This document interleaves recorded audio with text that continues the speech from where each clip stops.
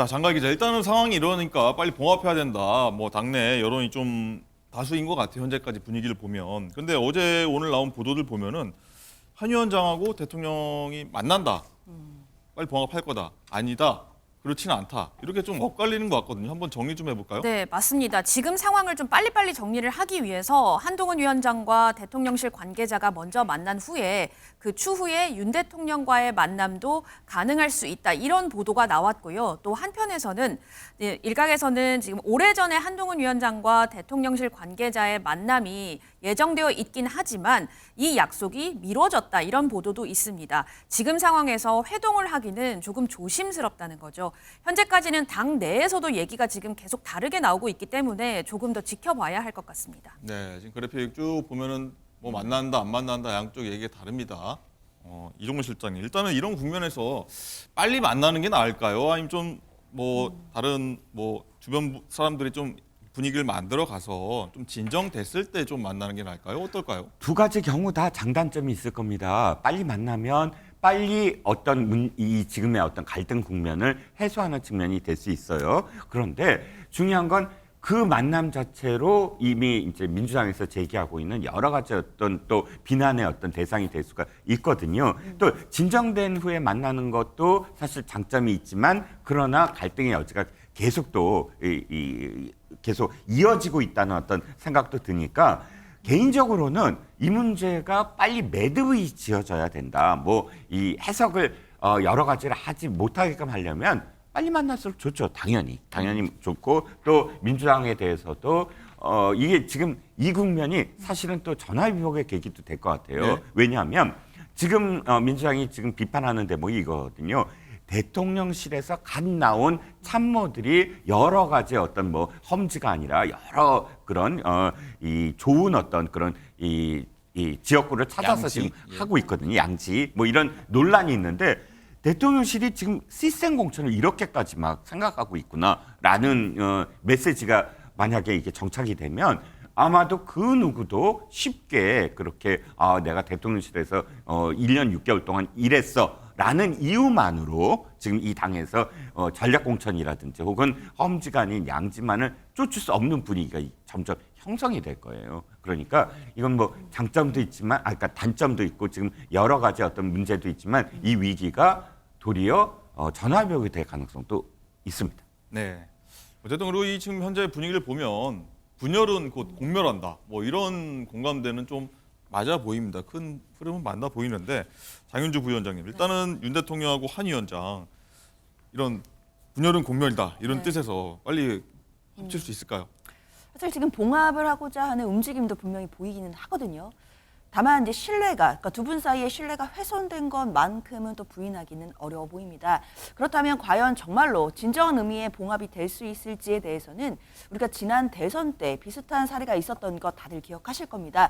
당시 이준석 당대표가 한 두 차례 정도 뭐 언론에서 표현하기로는 뭐 가출이라고 했었거든요. 네, 그랬죠. 이른바 가출을 하고 나서 그 당시에 윤석열 대선 후보와 감정의 골이 깊어졌을 때 또 극적으로 만나서 봉합하는 장면들 국민들께 보여드렸던 거 모두 기억하실 겁니다. 사실 이번에도 그런 봉합이 이루어질 가능성이 분명히 존재하는데요. 다만 그 이준석 전 대표와 그리고 윤석열 당시 후보의 어떤 저런 봉합의 모습들이 결과가 어떻게 되었는지 많은 국민들이 다 아십니다. 이준석 전 대표는 결국 대선 이후에 양두구육이라는 말을 남겼고요. 지금은 신당 창당을 위해 당을 탈당한 상태입니다. 이미 신당도 창당이 되었고요.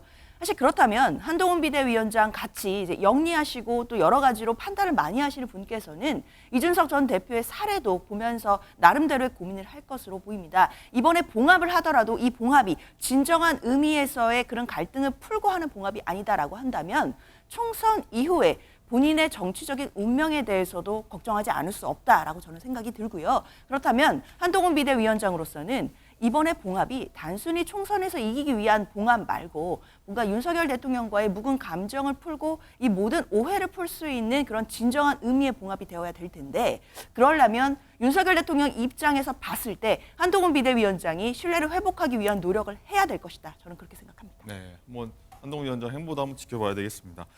자, 이곤 변호사님, 그리고 이 국면에서 하나 좀 떠오르는 것이 있죠. 함정 몰카 취재 그리고 함께 명품 가방 수수했다는 이제 김건희 여사 관련 논란인데 선사과해야 된다 뭐 하는 요구들도 조금씩 점점 늘고 있습니다. 친윤 쪽에서는 뭐 절대 안 된다 이렇게 얘기하고 있지만요. 네, 그렇습니다. 사실 김건희 여사가 공식 석상에 모습을 드러낸 지는 좀 오랜 시간이 지났습니다. 그간 이 김건희 여사가 직접 이 명품백 수수 논란에 대해서 자신의 입장을 밝히진 않았는데요. 그런데 최근에 이 김건희 여사 주변에서 이 사건은 치밀하게 계획된 몰카 범죄다라면서 이에 대한 이 가해자의 선사과를 요구하는 이제 주변 측근들이 적지 않다라는 보도가 나오고 있습니다. 실제로 이 김 여사와 가까운 한 여권 인사는요, 한 언론과의 인터뷰에서 자신의 사견임을 전제로 해서 김 여사가 이 함정 취재인 줄을 모르고 자신의 공간을 함부로 내주고 또 음모에 빠진 부분은 부주의했다라고 지적할 수는 있다. 그렇지만 뭐 몰래카메라의 불법성과 또 특정 세력의 청부를 받은 선물 공작에 대한 가해자들의 사과가 먼저 있어야지 왜 피해자인 이 김건희 여사에 대한 사과만 요구하느냐라는 의견을 게재하기도 했고요. 또 이 김 여사와 소통하고 있다라고 밝힌 또 다른 인사도 이 미리 물품을 구매하고 또 이 구입 과정을 사전에 녹화하는 등 치밀하게 계획된 몰카 범죄이기 때문에 그리고 또 그러한 것이 이 사건의 결국 본질이기 때문에 그들에게는 왜 사과를 요구하지 않느냐라고 이제 반문하는 그런 의견을 내기도 했습니다. 그동안 이 해당 이슈에 대해서 김건희 여사가 뭐 입을 열지 않고 있었는데 주변 측근들을 통해서 자신의 입장을 조금씩 내보이는 것이 아니냐라는 관측도 전해지고 있습니다. 네. 유건 변호사 해주셨던 그 이철규 국민의힘 의원의 김건희 여사 몰카 공작 피해자 발언 직접 듣고 오겠습니다. 여러분 가시다가 교통사고 나시면은 교통사고를 야기한 사람이 책임을 져야 됩니까? 왜 집에 안 있고 길거리 나와가지고 교통사고 당했냐라고 책임을 물으면 여러분들께 묻는다면 동의하시겠어요? 똑같은 케이스잖아요. 우려하시는 분들의 입장도 존중하지만은 이 실체는 몰래 카메라를 가지고 들어가서 불순한 목적으로 이 공작을 하려다가 실패한 거다. 이거 이상도 이하도 아닙니다. 이종훈 실장입니다. 네. 일단 김건희 여사 입장에서는 정말 펄쩍 뛸 일 아닙니까? 나 피해자인데 왜 자꾸 사과를 하느냐 이런 얘기를 할 수밖에 없는 입장인데 어쨌든 본인이 직접 얘기할 수는 없고 이 주변인들, 지인들에게 계속 어떤 억울함을 계속 메시지를 내고 있는 것 같아요. 그 부분에서는 조금 제가 그 표현이 좀 다시 수정을 해야 될 게 예. 이철규 의원이 주변 지인은 아니라고 그렇죠. 생각이 들었죠. 예. 직접적으로 또 측근도 아니고요. 이철규 의원은 어찌됐든 뭐 윤 대통령과 굉장히 소통할 수 있는 그런 그러니까 지난번 대선부터 그런 의원은 맞습니다. 하지만 뭐 일각에서 얘기하는 김건희 여사의 어떤 뭐 측근들이 있어서 그 측근들이 지금 전적으로 나서고 있다. 이 부분은 조금 수정돼야 될 것 같고 그럼에도 불구하고 어쨌든 첫 번째 이 지금 이철규 의원이 이야기하는 부분은 저는 굉장히 동의를 합니다. 문제는 시작부터 공작이었잖아요. 예를 들어서 언론이라고 예를 들어서 MBN이 만약에 어떤 사람을 동원해서 명품백을 주고 그다음에 뭐 어떤 사람을 만나서 카메라를 채워주고 그걸 만약 보도했다고 한다면 MBN의 진짜 어떤 이 윤리 있잖아요. 기자로서의 윤리. 이게 무너지는 거잖아요. 윤리보도 윤칙에 좀 맞지 않을 수 있습니다. 그렇죠. 그 윤리 강령도 있고요. 기본적으로 그건 있을 수 없는 일인데 있을 수 없는 일을 행해서 그것이 잘못됐다라고 보도를 한다면 그 보도 자체가 성립이 안 되는 거죠. 그러니까 이철규 의원이 얘기하는 건 그 보도 이후에 그 어떤 행위가 문제가 아니라 과정부터 목적이 뚜렷했고 그 목적을 달성하기 위해서 했던 행위이므로 이것 자체가 문제가 있다라는 것이고 아쉬운 부분은 뭐냐면 이것이 서울의 소리라는 어떤 미디어 그러니까 유튜브에서 얘기가 됐을 때 그때 좀 더 적극적으로 나섰어야 됐다. 근데 지금에 와서 좀 뒤늦게 여기에 대해서 해명을 하거나 사과하지 말라는 의미로 이야기한다면 그건 정치는 타이밍이라서 총선을 앞두고 사실 그러니까 이 부분이 타이밍을 놓친 건 저는 지적을 해야만 하는 타이밍을 대목이에요. 놓쳤다. 예. 장윤주 부위원장님, 일단 대통령실 참모진 사이에서는요. 이 섣부른 사과가 이거 능사는 아니다 이런 좀 기류가 좀 많이 좀 있는 것 같아요. 그러면서 이제 박근혜 전 대통령 태블릿 PC 사과 얘기 계속 나오고 있거든요. 뭐 전례가 네. 있기 때문에 이러면 안 된다. 그렇죠. 이제 여권 일부에서 지적하는 사례 중에 하나입니다. 그러니까 박근혜 전 대통령이 이제 이른바 태블릿 PC와 관련된 사과를 했던 것 다들 기억하실 텐데요. 그러니까 때가 이제 2016년 10월이었고 JTBC에서 이제 태블릿 PC를 보도를 했고 그러고 나서 박근혜 전 대통령이 관련된 사과를 한 적이 있었습니다. 그러니까 여권 일부의 주장은 그 사과를 기점으로 해서 결국 여론이 굉장히 악화가 됐고 결국 대통령의 탄핵으로까지 이어졌다. 자, 이런 분석인 겁니다. 그렇기 때문에 이번에도 섣부르게 그냥 사과를 했다가는 오히려 전략적으로 더 나쁘지 않겠느냐 뭐 이런 취지의 분석이라고 볼 수 있겠는데요. 글쎄요. 총선이 80일도 채 남지 않은 상황이기 때문에 정치적인 득실도 따져야 되고 또 정략적 계산해야 된다는 것도 또 한편으로는 이해가 됩니다. 다만 이 분석이 일단 옳은지에 대해서 굉장히 의문이 드는데요. 사과를 했기 때문에 박근혜 전 대통령이 탄핵을 당했을까요? 사실 박근혜 전 대통령의 그 당시 국정농단 사태는 이미 특검과 그리고 대법원 판례로서 사실관계가 다 확정이 됐습니다. 당시에 있었던 국정농단 사태 때문에 박근혜 전 대통령이 사상 초유의 탄핵의 사태를 맞은 것이지 저렇게 사과를 했기 때문에 그 정권이 무너졌다라고 인과관계를 연결하기는 어려울 것 같습니다. 또한 정치적인 뭐 어떤 전략 그리고 이제 정치적인 이해관계를 따지는 것도 굉장히 중요하겠지만 총선을 얼마 놔두지 않고서는 결국 민심은 정치인들의 진심을 봅니다. 각 정당들이 정말 국민들을 위하고 국민들의 의사를 받들 그런 의지가 있는지를 보는 것인데 과연 이 사과를 두고도 이렇게 정치적인 이해관계를 앞세우는 모습들을 집권 여당이 보여준다라고 한다면 국민의 민심은 차갑게 돌아설 것이다. 저는 이렇게 생각합니다. 예. 어제도 사실 얘기 저희가 나눴는데 뭐 사실 양쪽 입장이 좀 첨예합니다. 여야 쪽에서. 자, 이종훈 실장님. 그리고 네. 보면 한동훈 위원장이 김건희 여사에 대한 입장도 어제 보면 변함없다. 본인이 이렇게 밝혔는데 이 부분이 입장차가 여전한 모습이 향후 또 어떻게 좀 전개될지도 변수가 될 것 같거든요. 아, 글쎄요. 그런데 한동훈 비대위원장이 어떤 입장인지를 좀 다시 돌아보면 굉장히 원칙적인 입장이에요. 원칙적이라는 게 뭐냐면 공작이라고 규정을 했어요. 네. 그러니까 이건 대통령실과 다른 바가 아니고 그 다음 대목이 그런데 국민의 눈높이여야 된다라는 대목이 있어요. 그러면 그 직전까지 제가 아까 지적한 대목을 다시 말씀드리면 국민들이 제대로 진실을 모르는 어떤 상황이었거든요. 그리고 그냥 도이치모터스부터 시작을 해서 뭐 명품백, 사실 명품백이 아니라 몰래카메라가 중심이 돼야 되는데 명품백 사건으로 좀 규정지어지고 있거든요. 네. 그렇기 때문에 국민들 눈높이라는 건 왜 명품백을 받았어? 이게 이런 어떤 대목이니까 좀 더 진실을 밝혀야 된다라고 해석을 할 수 있는 대목도 있고요. 그렇기 때문에 저는 이제 한동훈 비대위원장의 원칙적인 어떤 발언이 끝내는 대통령실과 뭐 대립을 하거나 혹은 다른 의견이라고 보이지 않고 이 한동훈 비대위원장을 이렇게 저는 해석을 해요.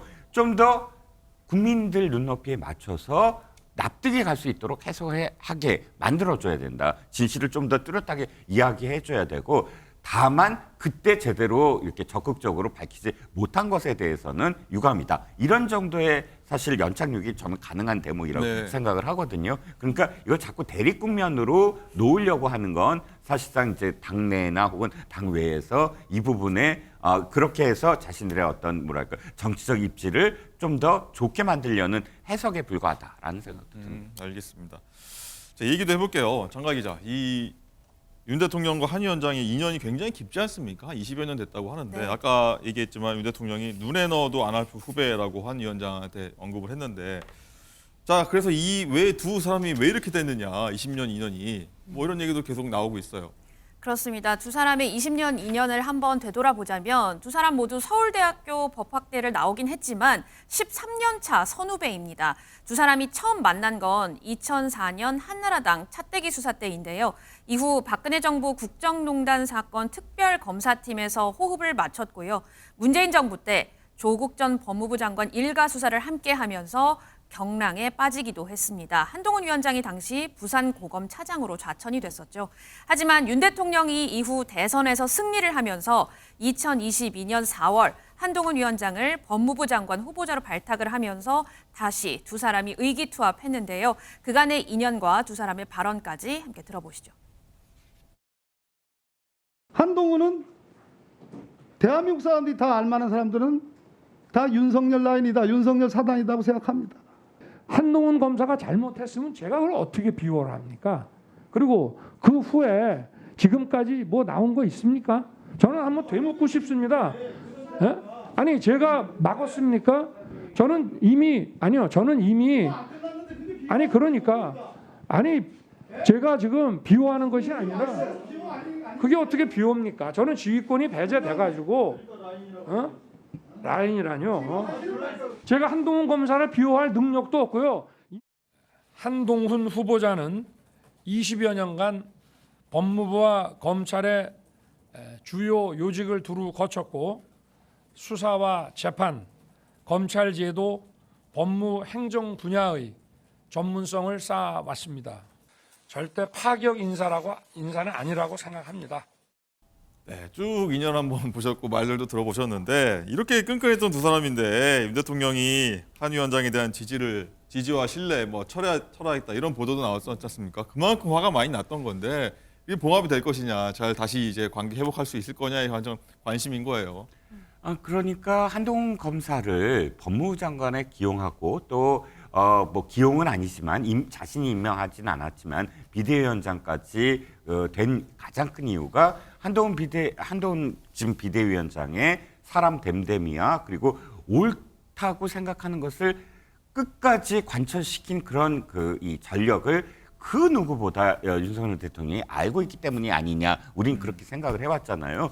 저는 윤 대통령 장가희 기자가 아까 여러 리포트에서 말씀을 하셨지만 그 말씀 중에 가장 기억에 남는 대목이 바로 한동훈 비대위원장이 그 부산에 갔을 때 국세청장 당시에 전군표 그 국세청장을 구속시키려고 했던 대목에서 예. 윤석열 대통령과 가장 첫 번째 인연이라고 생각을 해요. 그때 당시에 아마 이 검찰총장과 법무부 장관은 구속까지는 너무 심하다. 수사는 되더라도 이렇게 생각을 했는데 그렇기 때문에 당시에 윤석열 그 검사를 통해서 한동훈 당시 검사를 제어하려고 했던 것 같아요. 그때 당시에 근데 윤석열 검사가 이렇게 얘기한 거예요.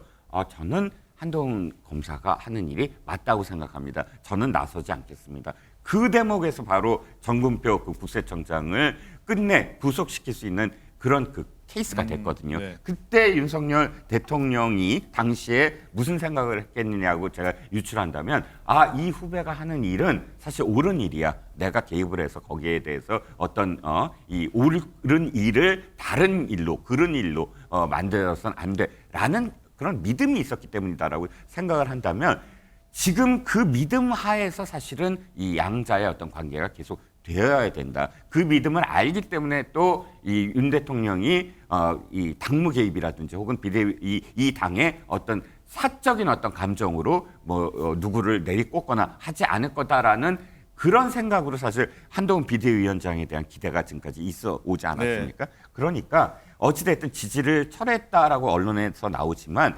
결국은 그 믿음이 다시 이제 복원되는 그런 과정이 있을 거라고 생각을 합니다. 네. 말씀 듣다 보니까 이게 생각났어요. 저희 한번 찾아봤는데 옳다고 생각하는 거는 한동훈 위원장이 쭉 가니까 윤석열 대통령이 좀 믿었다, 믿고 좀 맡겼다 이런 말씀을 해주셨는데 작년 12월 달이에요. 한 국민의힘 소속 한 광역단체장이 윤 대통령이 비대위원장 후보 중에 당시 이제 후보 중에 한동훈이 내 말 가장 안 들을 것 같다고 얘기했다. 이런 발언이 좀 생각이 났는데 그래서 이 윤석열 대통령 입장에서는 좀 섭섭함을 좀 더 느꼈을 것 같다는 생각도 드네요. 그렇죠. 그러니까 그럼 앞뒤가 안 맞잖아요. 내 말을 안 들을 정도로 자기가 옳은 것을 한다. 네. 왜냐하면 대통령 임기 중에 치르는 총선은 분명히 그런 얘기가 나와요. 대통령실에서 누가 와서 내리 꽂았다, 뭐 어쩌다.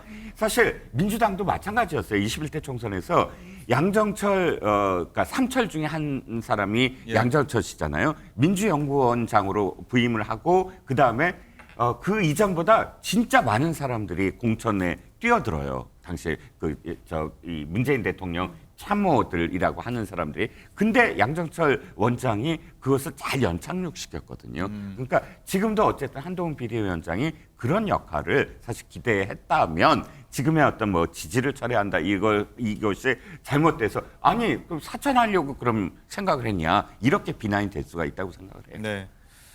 자, 이건 변호사님 일단 이렇게 윤 대통령 갈등 빚는 한동훈 비대위 여기서 좀 잘하고 있냐 못하고 있냐 한번 여론조사가 좀 나오긴 했는데 어떤 내용 나오는지 한번 설명 좀 해주시죠.